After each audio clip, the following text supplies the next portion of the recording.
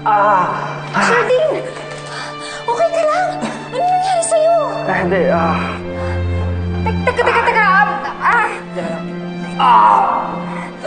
Sige. Taray! Huwag niyo masyadong igalaw. Ganyan lang, steady lang kayo. Tatawag ako ng tulong sandali. Hello, Ricky? Si Sir Dean medyo malala yung lagay dito eh. Pwedeng pumunta kayo dito sa 4th floor, tapos tumawag na kayo ng ambulansya, dalhin niyo rin yung first aid kit. Pakibilis! Okay, bye-bye. Hindi, okay lang, Mel. I'm okay. Sir Dean... Okay lang. Saan pa masakit? Saan pa? Ito? Labatak to eh. Oo, iganyan niyo lang ho. Okay. Huwag na kayong magagalaw.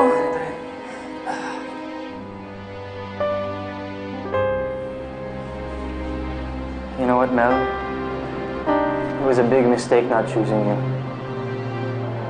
Nakuha ko yung gusto ko, pero hindi ako masaya. Dahil ikaw yung nawala sa akin. I'm really sorry na huli na to. But... Mel, I love you. Mahal kita. And binalikan kita noon. Binalikan kita pero huli na. May asawa ka na.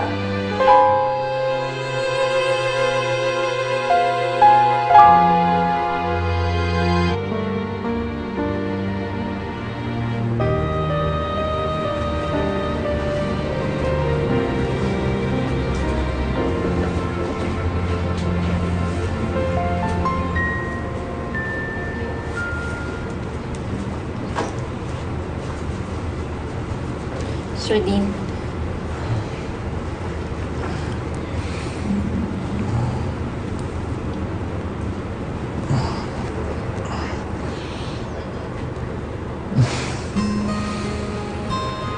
Well, this is good. I wake up and ikaw agad yung unang makakita ko. Tantanan niyo na ako. Ito na ho yung ballpen. Pakipirmahan na lang to.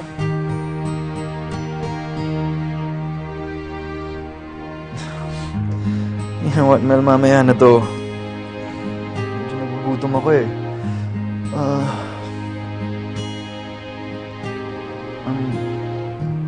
Pwede mo ba akong tulungan? Pakiabot ng pagkain ko. Please.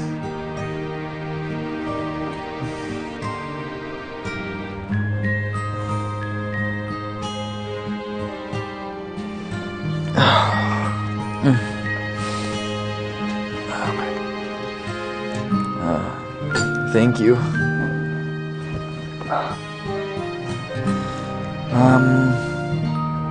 Okay lang ba pakisubuan ako? Meron ka pa isang kamay, oh. Do it yourself. Sungit naman agad. But, hey, that's okay. Alam mo naman gusto ko yung babaeng medyo palaban. Naalala mo ba dati? Nung nalaman mo may iba akong girlfriend? Mel, muntik mo na siyang patayin. Kaya ko pa rin pumatay hanggang ngayon. Tsaka pwede ba mo na ibalik yung dati? Tapos na yun eh. Pirma mo na lang to. Huwag mo na akong paghintayin dahil may naghihintay din akong pamilya sa bahay. Oh. Okay, teka lang. Sige, kakain lang ako.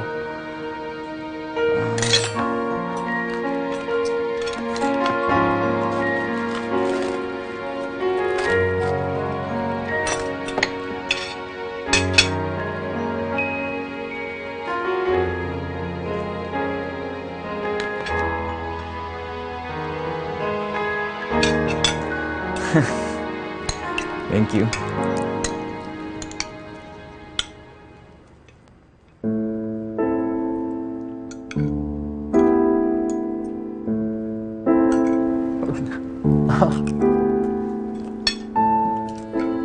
Ang dami nun, ah. Pero sabi ko nga ba eh, hindi mo ako matitiis.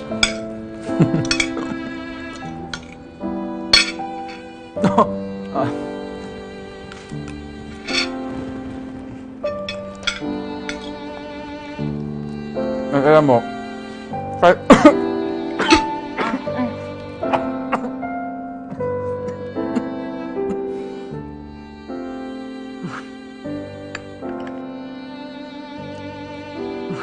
Grabe ka kasi. Kahit ginaganyan mo ako, alam ko may feelings ka pa naman sa akin. Alam mukha mo.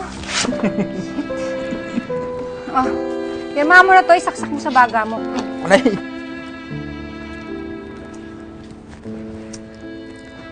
Ano nga ba to?